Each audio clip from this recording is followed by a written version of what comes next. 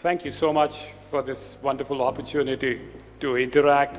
Written there, the League of Extraordinary Individuals, the League of Very Successful People, and whom Jimmy is making an attempt to unite and collaborate to become significant.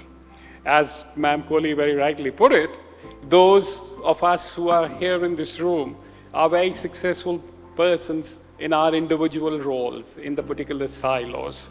And we need platforms like this where we can discuss cross-sectoral issues and come up with ideas and some solutions to be leaders of significance also, not just individual success stories. So Jimmy, thank you for this wonderful opportunity. I am going to talk to you of a little bit of a conceptual thing. And what is that has been kind of engaging me intellectually for quite some time. And that is that the world is becoming very collaborative. Every action of ours, every organization depends on others to succeed. To take two examples from my work experience, as you all see, the IPL is going on right now. And cricket, the way it has happened now, is a product of so many agencies and so many actors. First, where did we get the idea? The IPL is basically modeled on city-based club system which evolved in Europe and US. And our learning comes from those FIFA clubs and from the clubs established by NBA and NFL. So look, we started by riding on the shoulders of the giants, by building that model. And why IPL succeeded, a lot of people say, oh, marketing, oh, anything and like this. You read the model of IPL franchise. It's so interesting. 4 uncapped youngsters under the age of 23 are recruited by each franchise every year. And mind you, some of those stories are so interesting. One of the players who's been picked up is a youngster from Fazilka in Punjab, a cobbler's son who only played cricket with tennis ball, has played with leather ball only thrice. And he's been picked up by the scouts and given a contract of 20 lakhs. He had never seen 500 rupees in his life before. So look how IPL, which we kind of evolved by involving so many agencies, going internationally, and then it has become so impactful for so many of us. So my idea, what I'm going to talk about today is that the world is becoming collaborative, but the trust which we had in personal relationships is now getting replaced by transactional trust. We don't have those interpersonal relations any longer. The trust is now transactional. And how do I match the values of collaboration with transactional trust? And what is transactional trust, if I may define? Let me borrow and read for you from so-called the founder of the Bitcoin and the cryptocurrency, and that's a pseudonym only which he used, the Satoshi Nakamoto. And what Satoshi Nakamoto says, that what is needed in the current electronic payment system is a cryptographic proof instead of mutual trust. And there is direct transactions between individuals without an empowered third party. So if the trust is transactional and yet we have to collaborate, how do we do it? And I think we have to go back to, as ma'am was very rightly putting it before me, that go back and read history. Read what is being done in different fields of social sciences.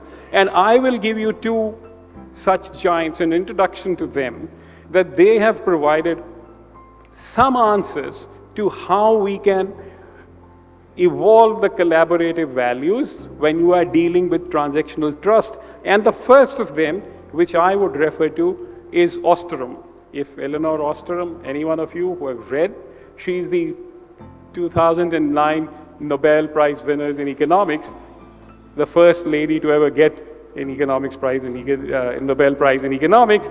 And mind you, she was originally a political economist, not even a pure economic theoretician. And what was her work? Her work is that a polycentric system is what?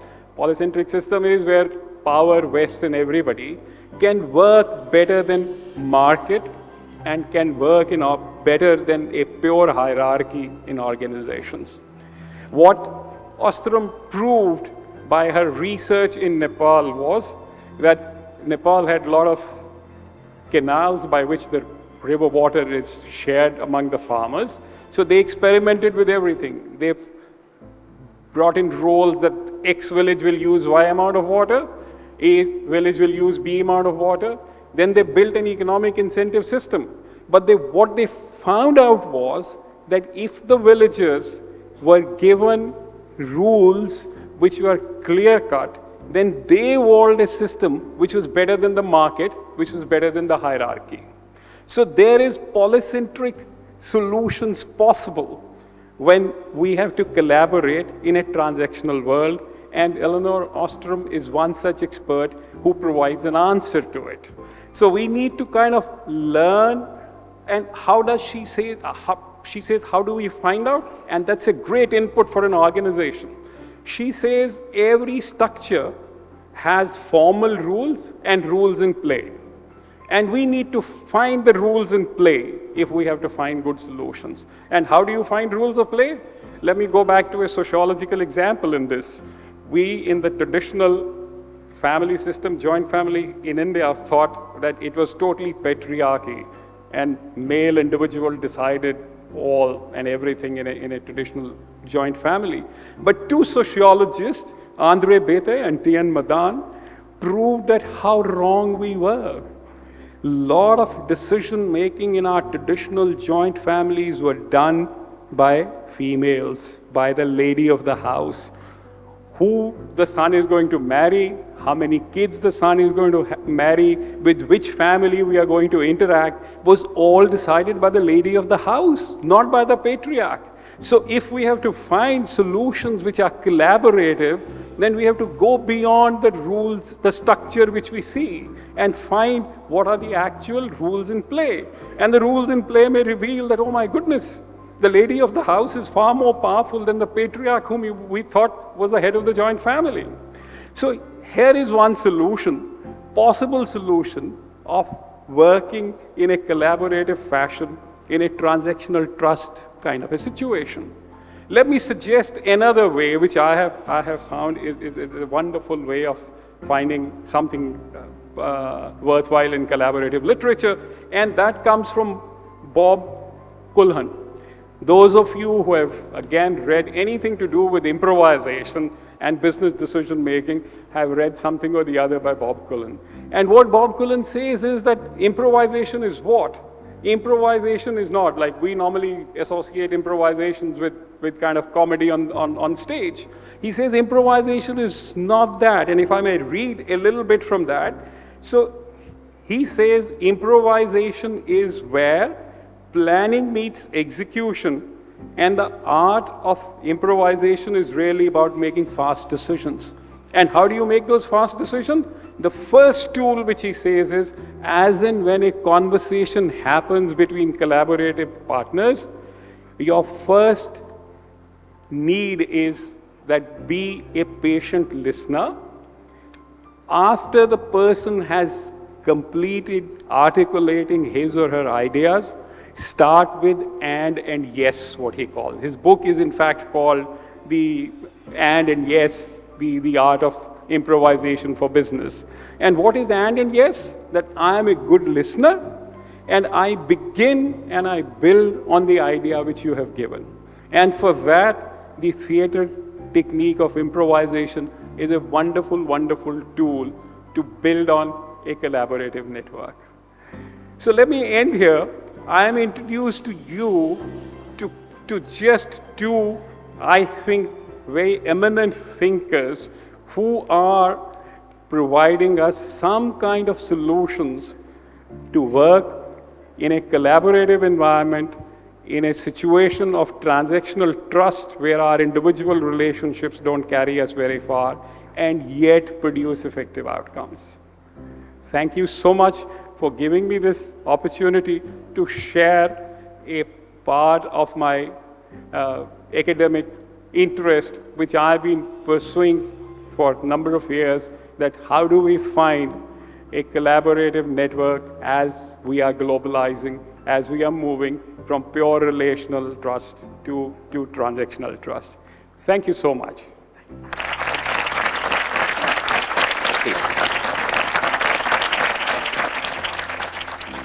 Thank you so much, Doctor. I think that was awesome. So, Dr. Punia, I did some reading myself after I got to know of your topic. And I came across a very interesting sort of concept around transactional trust, that there needs to be contractual trust, there needs to be communication trust, and there needs to be competence trust for the entire ecosystem of transactional trust to work. Your thoughts on that? That's a very insightful way of breaking up transactional trust. How does transactional trust develops? Let me give you a simple example. Why do we trust that a 100 rupee note will give me 100 rupees value? Because I have thousands of time life experience that I go and I give a 100 rupee note to a shopkeeper or to a friend, and I get a value of 100 rupees in return. So, that, as you rightly say, that behind the transactional trust, if we peel the layers, is a lot of experiential knowledge, lot of competence, lot of rules of governance which make it work. So there is a promise on the note written by government of India that I promise to pay the bearer a sum of rupees 100. So till now, the fiat money has worked, and the cryptos are now a new challenge to it, because we believed in that promise. Because repeated transactional experience of my life has made me trust that promise. But now the digital technology and to some extent the millennials' kind of mistrust of the state is pushing us, I think, away from that transactional kind of trust which lies behind the fiat currency to the cryptos and to the bitcoins and whatever name we might give. Excellent. Members in the audience, if any of you have any questions. Question I want to ask you is that what do you think of today's world scenario? Because globally the world is shrinking, as we all know, because of the internet and everything. But trust is transactional trust, which you spoke about, I think is a victim of that. Because people are living more and more in their own silos, and we see it as we speak today. We are seeing it across the board, whether it is in every single country. What do you think of that? Yeah, I mean, that is, again, I think, a wonderful perspective which comes from your knowledge of history and your travel throughout the world. My take on this is that as we digitize more, digitization will lead to decentralization of power also.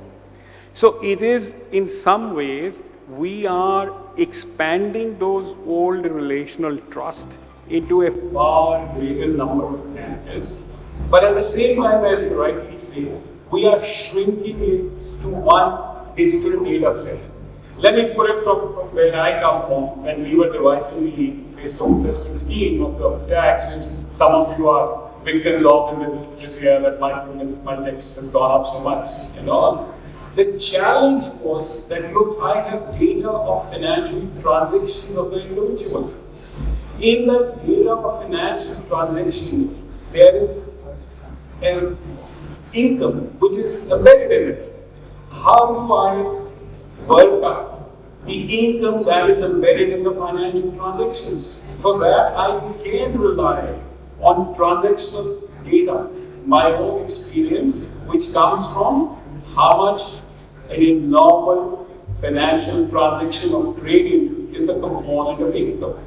So it is to some extent experiential, to some extent digital, but yes, there is a challenge. Can it completely replace what was the old system, which was based purely on trust? That I know Ma'am Sunita Kohli comes with a lot of knowledge. I have interacted with her 20 times, and I can trust her to fulfill. If I give her a design assignment, I know the outcome which I'll get.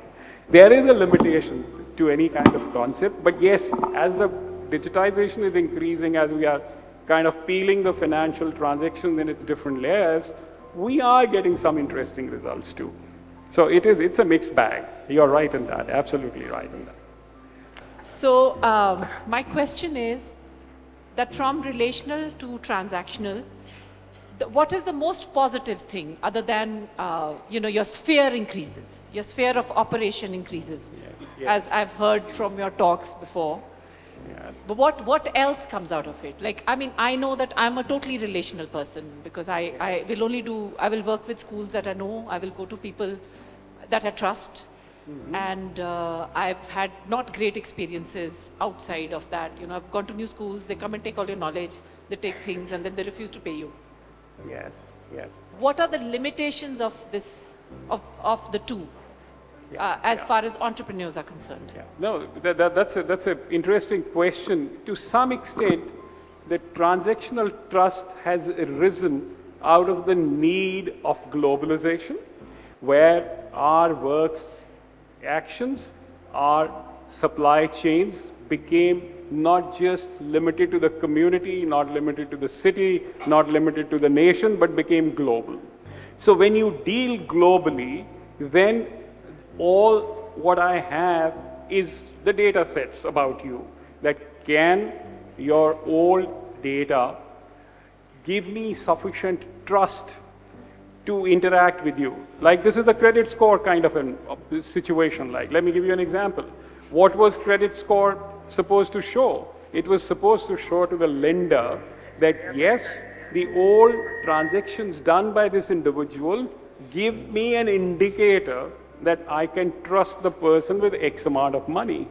So it is to some extent a kind of a contextual development which has happened because our sphere of action has gone global, where we interact with many more people, and the digital technology has provided us the tools whereby we could implement it.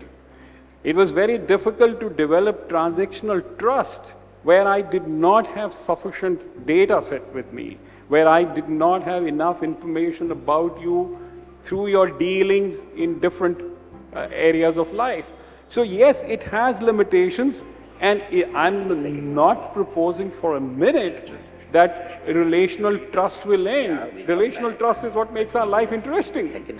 But in a business kind of a decision where we are talking of leaders right here who have to work in a collaborative network, but the values of collaboration and transaction at times have a apparent or a face level conflict. My idea is that there are possible solutions whereby this friction can be ended. And I've just suggested two of them to you. That one is, let's look at Ostrom's work, how she says that polycentricity and finding the rules in play can give us the methods of collaborating even in a transactional scenario. And the second is Bob Cullen, who tells us that improvisation, the way of building on the other person rather than being in competition with the other, can help us produce better outcomes. So these are just two possible solutions to think. And as I'm saying, I'm just trying to ignite your curiosity that let's start thinking of how to collaborate, how to produce beautiful outcomes when our trust is not relational at all, but it is purely transactional. Thank you. Thank you so much. Thank you again.